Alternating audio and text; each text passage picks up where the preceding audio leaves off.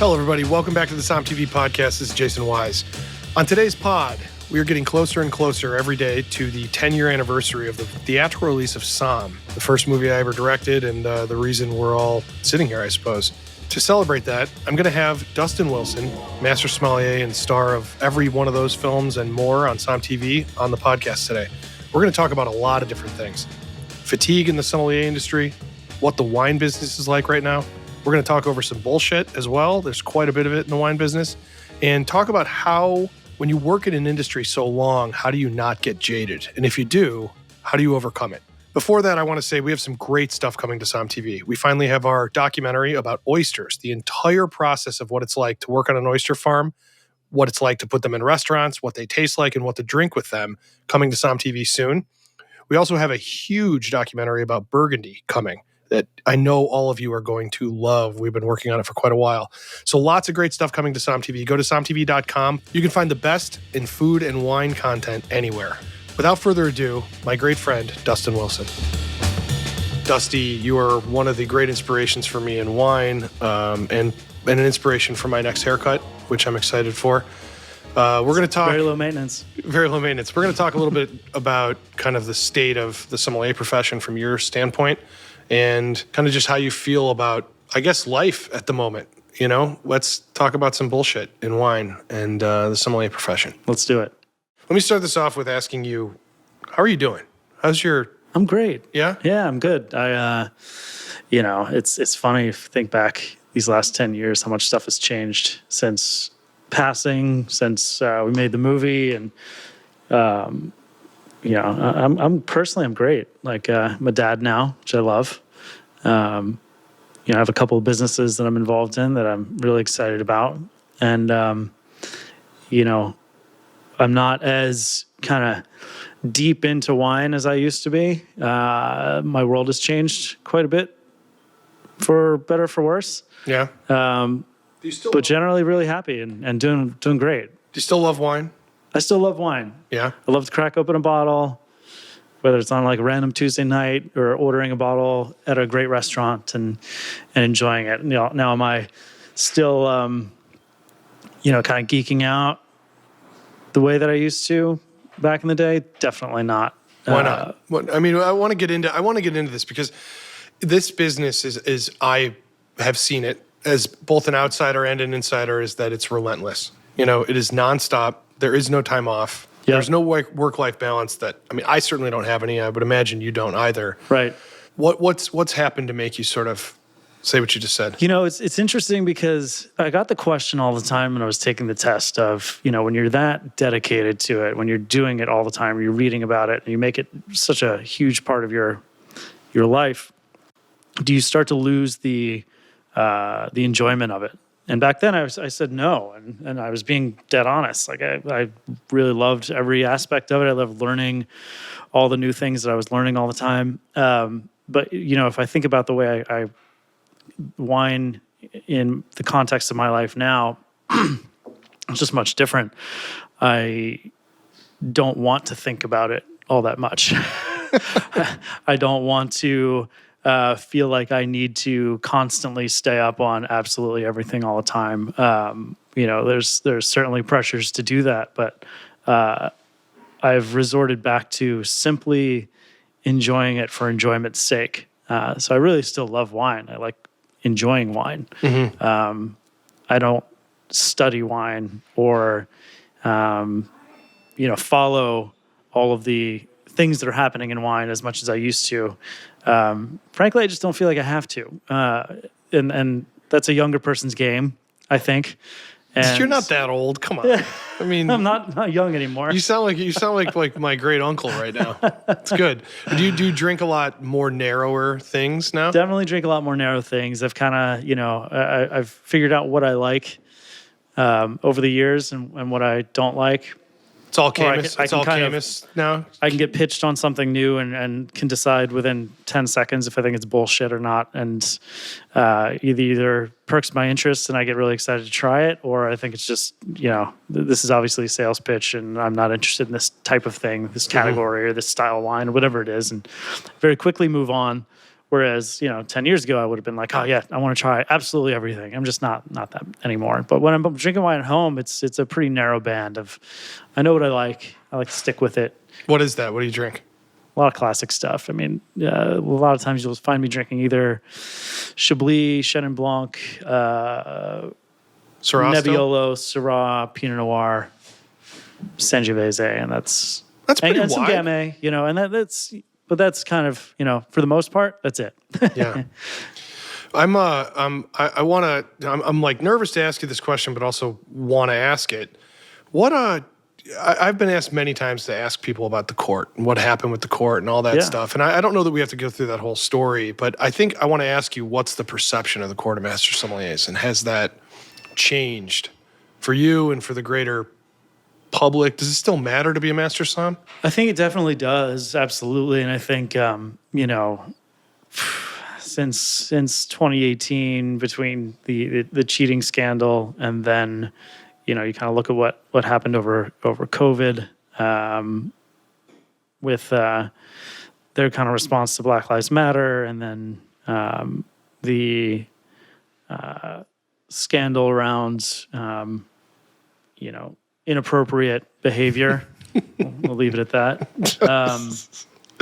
Yeah, something like that. They hit some rough spots for sure. And it went through a period where it was not only wasn't cool to be an MS, but you're almost demonized to a certain extent if you were an MS. And some people left because of it. It went through kind of the reckoning I think they probably needed, to be honest.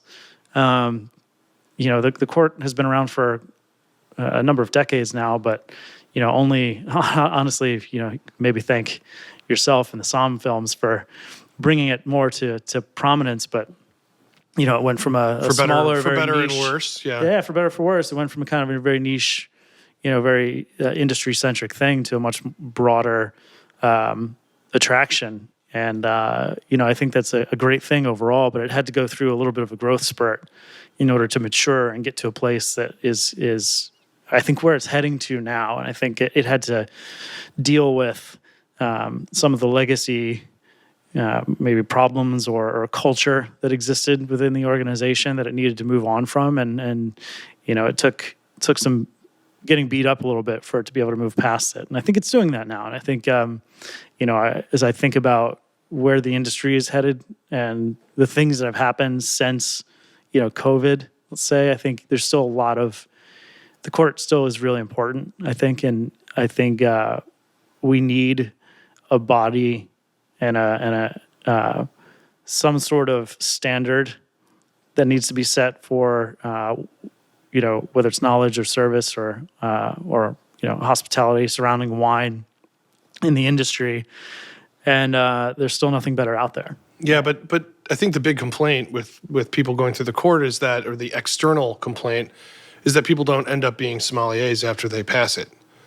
It's like you train somebody for this ultimate greatness, and they'll be the greatest server or greatest hospitality manager or greatest wine buyer or whatever else, but then they go on and they do something totally different, And so, I don't know. I mean, it seems like that's the complaint, that you train a great quarterback and then they don't play on the field anymore. Yeah. Well, I mean, part of that has really to do, I would say, I would attribute most of that just to the fact that, restaurants don't have the ability to pay, what an MS could potentially make doing something else. And, if you think about where you are in your career, by the time you actually pass the MS, you've probably been in it for a while. You've been doing this for some time, and you've dedicated a number of years to that exam. And by the time you actually get out, and you've got one company that can offer you X, or you can go work at a restaurant and kind of do the restaurant thing and most likely make significantly less.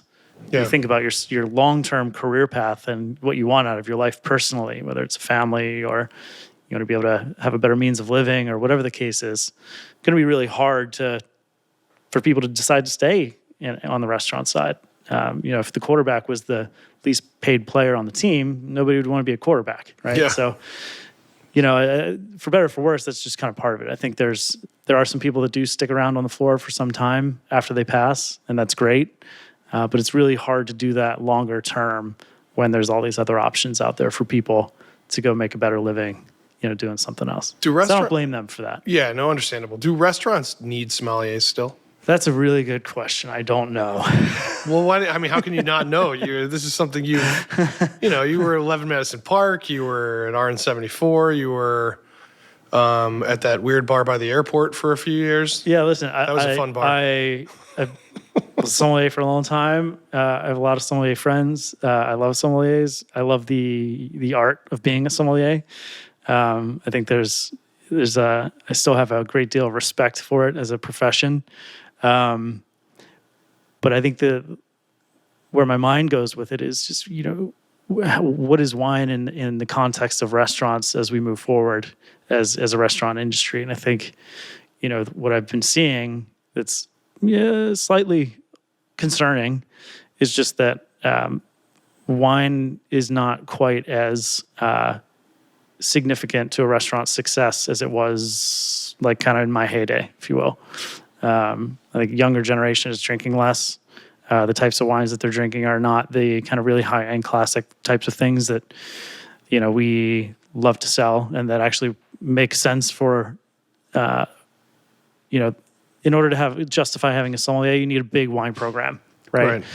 Or you need at least a significant enough wine program to justify having a person that's dedicated to it in your restaurant that you're paying to deliver expertise and service of that wine.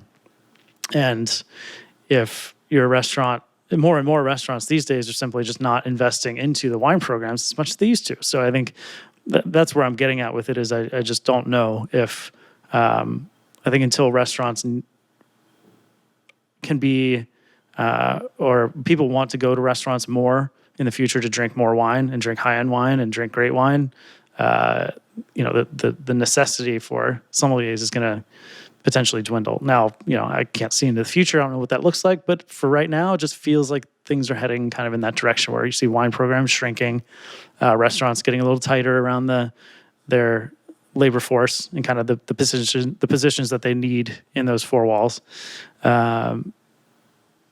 So it's tricky. I don't know where it's going. Is this an ongoing thing, or is this because of just sort of the economy right now? Yeah, it could be an economy thing. It could be a trend thing. It could be just, like I said, younger people just not drinking as much as they, we did when we were younger, caring about wine as much as we did when we were younger. So we'll see. This is just a gut feeling that I have right now at this very moment. Whether this pans out in the way that I think it might. I don't know. Would you say, I think you and I can both relate to the concept of kind of becoming jaded within an industry. I happen to have two of them that I'm jaded in right now, wine and film stuff. But, at the same time, you keep doing it, and you're one of the most passionate people I've ever met, hands down, in any business, any field. And there must be something that still excites you. What's the last thing that happened where you're like, this is why I do this? This is the reason I do this job? Honestly, the thing that I get the most excitement and joy out of these days is working with people who want to succeed in this world, in this industry, in the wine industry. Whether it's younger sommeliers or younger wine directors or people who are going through the quartermaster sommeliers or people who are just really passionate about wine and get really excited about it. I think it reminds me of me, how I was when I was younger. And I love the fact that I get to be a person that they can come to as a resource or rely on, and I can mentor people. I really enjoy that, and not in the sense of, I for better or for worse, I don't participate a lot in the court exams or classes or anything as much as I used to. I really enjoy it on more of a one-on-one kind of basis, and that to me is more than drinking wine, more than finding the new cool thing, more than the business. That's the kind of thing that gets me jazzed up the most at the moment. Well, let's take this little more positive here. Sure. What are you drinking that's exciting? Because you have a wine shop. I mean, you got all this stuff coming through all the time. There's got to be something where you're like, there's got to be like a Tuesday at 10 a.m. where you're like, holy shit, I cannot believe that this just got put in front of me. Do you still have moments like that, or for the most Those part, are very few and far between. It's it's very rare that these days that I see something new put in front of me that I get, really jazzed up about. I think it's hard. Do you need a hug? The thing that I still think I get the most jazzed about at the moment, and it's been this way for a bit, is Spanish wine. I think there's just a lot of really cool Spanish wine right now. Like what? Ribera Sacra, Canary Island stuff? Yeah, Ribera Sacra stuff is awesome. I like Canary Islands, but I'm not as much on that train. But I really love, I've been preaching this for a bit now, but Garnacha from like outside Madrid, Sierra de Gredos wine, particularly Grenache, is awesome. It's just like so, I love wines that can be really ethereal, really aromatic, very pretty affordable, kind of exotic too, and spiced and just silky smooth on the palate, like, and very food friendly. That's kind of my vibe with generally with wine, and Spanish Grenache, as far as something new-ish, really hits all those points for me. Yeah, it's actually affordable wine, which is the amazing thing. Yeah, and that's the other thing too. I don't particularly enjoy spending an arm and a leg on a bottle. Like I like to find stuff personally in the kind of $30 to $50 range, which I know is not cheap, but it's not, you can spend a lot more. Yeah. What are your thoughts on all the like digitalization of wine? All the apps, just all the apps, all the stuff. I mean, is it eroding the profession and eroding? Because I see it like, let me give you an analogy, like streaming. Like the Vinos of the world. For I guess. Yeah. I mean, if you look at like streaming services and what they've done to actual film and cinema, nobody makes an effort to go do anything, go out, go see a movie. It now is like, well, I'll wait for it to come to me, and if it doesn't, it's fault, Yeah. And I think wine is sort of following that kind of thing, where it's becoming it's becoming democratized, but in that you sort of lose the exclusivity a little bit, and it's not as exciting. Yeah. I guess a couple of views on that. One, I think anything that's useful for the consumer to make wine more accessible to them and easier to understand and easier for them to get excited about, the more people you're going to end up getting into wine. And I think overall that's a really great thing. Yeah. And I also think technology to benefit a need in the consumer world is great. I also believe that change in any industry is inevitable, and you either roll with the punches and you change with it, or you get left behind. So I don't blame technology or think where it's going is good or bad necessarily. It just is what it is. And I think we just have to understand where it's going and, where do we kind of fit into that in the grand scheme of things. I think if enough people the people that tend to use those are typically newer into wine or, early in their path, so to speak. And at a certain point in time are going to want to speak to a professional that really knows what they're talking about and has a lot of credibility. So I think at a certain point, there's still a need for kind of what we do in that sense.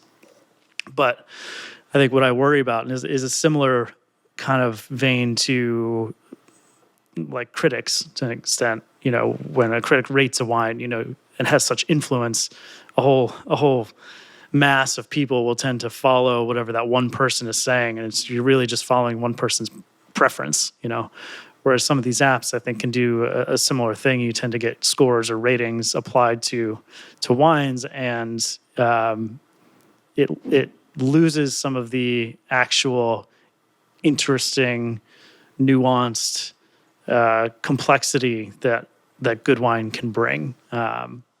And it boils it down to simply just a price and a score again. So I don't love that. But it is what it is, and we gotta deal with it. So we figure out how to work around it. Well, when I met you, you were purely a sommelier on the floor. You were working at RN74 in San Francisco, and you were hustling harder than anybody. And then when Somm 1 ended, you got a job out here in New York City, and you went across the coast, went to 11 Madison Park. And then you opened up Verve. We're sitting at Verve Wine where we filmed Somm 3 at the same table. So that's been the course of 10 or so years. Yep. Now you are, as you described to me off mic prior, you spend your whole life looking at spreadsheets and balancing money, and it's not, you're no longer tactile the way you used to be. Yeah. But I, assume your feet don't hurt as much. Where do you see yourself in 10 years? Like, where are you gonna? What do you want to do in the next 10? Because you've had a pretty impressive rise in this field. Do you want to make wine? Do you want to get the hell out of this business? Question. No, definitely don't want to get out of the business. I love the business. I love the people. I still love the product. And I think when you tend to be pretty good at one thing, to just kind of leave behind and jump into something else isn't necessarily in your best interest. But that's a really good question. I don't know. I think it's funny because I was such a kind of a crazy animal, just chasing things down in the period that you and I met. I'm in a different place now. I think for me, it's the world I want to create for myself now is less about chasing achievement or huge growth or significance or building legacy or anything like that, which I cared a lot about before. Now it's more, I've got a family and I've got a kid and another one about to come here very shortly that, I care a lot about. And it's the best. It's about figuring out how to, and a million people do this all the time, balance those two things, right? It's how do I create a world where I can still, the work that I do makes me happy and is something that I care a lot about. And I can also have enough time and have a lot of space in my world for my wife and kids and just doing the dad thing. Because to me, that's the joy that I see over the next, couple decades is the memories I get to create with that. So if I can go in that direction and have that be the thing for me, while also the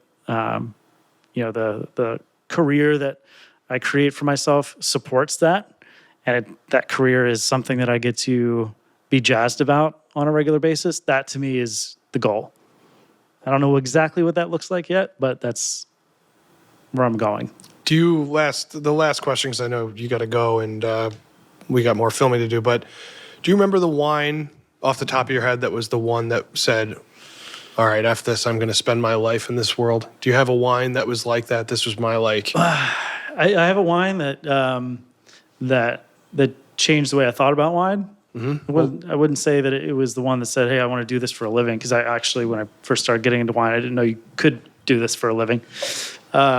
But it was a bottle of, I was working at a steakhouse. This was years ago. I was back in Baltimore working at Roost Chris. It was like when I first started getting into wine. I was reading Wine for Dummies, and that was my first wine book. And, in my spare time, found myself going to wine stores and just perusing the shelves and, zigzagging through aisles and things like that and just staring at stuff. And, I don't think I ever really spent more than maybe $20-25 a bottle at the time. But the more I started getting into it, the more I got interested in trying, more important things. And I happened to come across this, I can't remember what year this was, but it was a bottle of Liz Force de Latour, which is the second wine of Chateau Latour. The vintage was 2000. This had to have been in like 03 or 04, something like that. So it's a pretty young wine. It was pretty young at the time, but and 2000 was such a great vintage. Looking back, I should have bought it and just like stuck it somewhere and held on to it. But I bought it. I think I went home. It was like $75, which was way more than I'd ever spent on a bottle of wine at the time. And I went home and I think I drank it that night. And I remember popping open my wine book. I think by that point I had the Wine Atlas, the Hugh Johnson, Jancis Robinson book, and got home. Popped that opened the bottle of wine, and just started reading about Bordeaux in more detail. And remember my first smell and taste of that wine was like, whoa, because it was just well beyond anything I'd ever really had before. And it was like, okay, this is what good wine tastes like. Holy shit. And it was like, okay, this is a different level. And it just opened up this whole Pandora's box of, well, what else is out there? I didn't realize wine could taste like this and smell like this. And I'm reading about it at the same time and understanding the significance of that winery and that place and all those things. And that's when it really started to take hold. So I attribute everything to that moment. Still not knowing that I could do this with my life. It was just kind of a wow moment for wine. Now imagine it for me getting to reap all the benefits, because when you were in your most excited phase, I was getting to try all of the things you were excited about. And so this is all your fault, Dustin. I want to say thank you, dude. You are one of my best friends in this world, and I deeply love you. Thanks for doing this. It's been a wild ride, and it's funny to think about that moment that I had with that bottle, and then kind of fast forward and the rabbit hole that it took me down, and the fact that I got to get introduced to you, and we made that funny movie years ago, and here we still are. So it's been a wild ride for sure. Yeah, well, at very some grateful point, for it. Yeah, very grateful. I'm grateful to do it. We'll do an animated one at some point. We'll do an adult film, which I'm looking forward to. That's Psalm 8 is. All right, I might stand on the sidelines for that one. Going to be an adult film. Yeah. Yeah, you'll be on the sidelines, but you'll absolutely be on camera. So it'll be good. All right, Dusty, we got work to do. All right. Thank you so much. We'll talk very soon. Cheers. I want to thank everybody for listening. It's always great to have the original cast of Psalm on the podcast. I want to tell all of you, go to psalmtv.com, reminding you we have lots and lots of great stuff coming from great wine regions in Europe and America, and our oyster documentary, and much, much more. Plus a lot of updates on our feature films like Cup of Salvation, Ghost of Spring Mountain, and our long in process Judgment of Paris series. All of that stuff is coming, and you can find info on psalmtv.com. I want to say thank you to our podcast producer, John Adams, who produced this episode. And if you are a Psalm TV subscriber, shortly you can watch this episode, and I advise you to. It's actually quite good, with quite a bit more to see than just to listen to on Psalm TV with Dustin and I. All right, everybody, be safe and drink something great.